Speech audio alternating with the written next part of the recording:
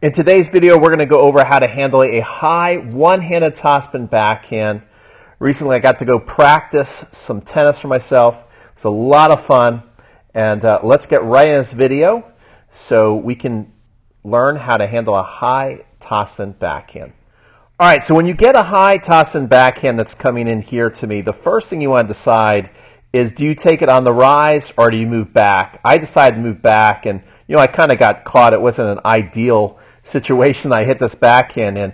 I like to think of this line. Let me just show you guys this. This line right here is kind of my deciding point. If it's high and it's coming, it's going to land before the line. Usually you have enough time to run back and hit up on the ball before it brings you against the fence. This ball was kind of borderline, as you can see, and me moving back, the ball was still pretty high. It wasn't an ideal hitting spot by any means for that. So, this is a shot that maybe looking back, it might have been better to move in and take it on the rise before it got all this big bounce at me.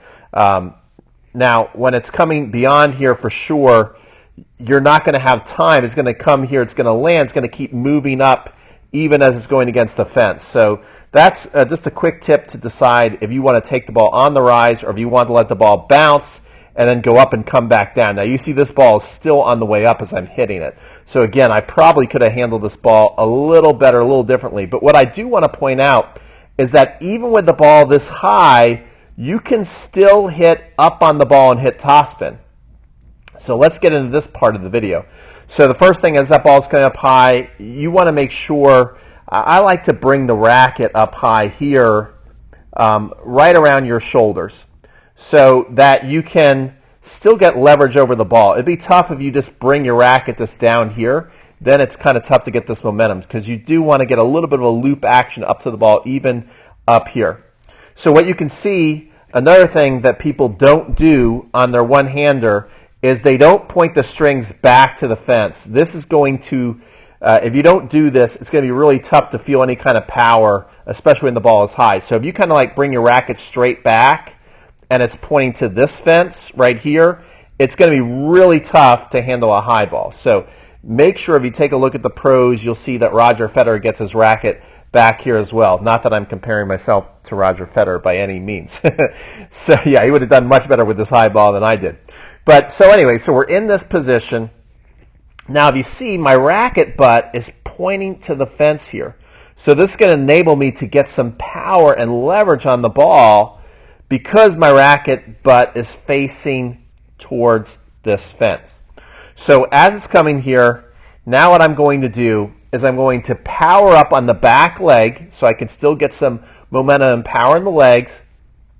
And you're going to see the racket head, the ball is way up here, but we're going to see the racket head actually drop down and then go back up to the shot.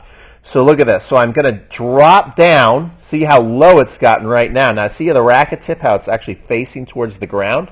And now the racket butt is actually facing up to the tennis ball.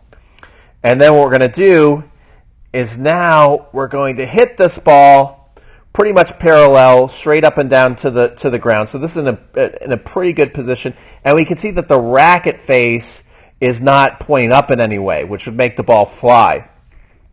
And my goal for this, since I'm obviously on defense here, is I want to hit the ball as high as I can back with as much spin so I can reestablish my court position back into the court. So as you can see that, now I hit up high off the back leg, and you can see that I add a little bit of extra roll with my racket head here. See how again, the racket butt is kind of facing now over here. So I really rolled over that ball to try and give it extra spin, and you can see how high my ball is going back because I also want to get time to come back into the tennis court, which works out pretty nicely here.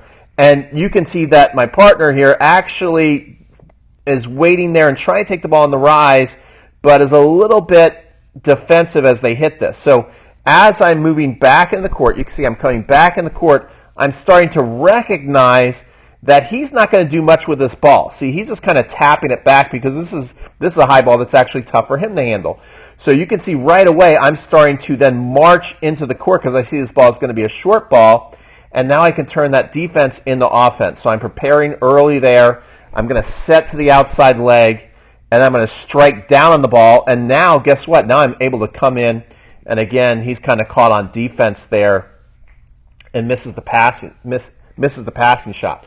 So as you can see, you can quickly turn defense to offense by just hitting. We always think that we need the ball so hard, but one of the toughest shots for people to handle, just as this shot was really hard for me, and so I'm not going to fight and try and hit offense on this, because one of the toughest shots for people to handle is another high ball right back when you get that high ball. So think about that. Return a high ball with a high ball as much as you can.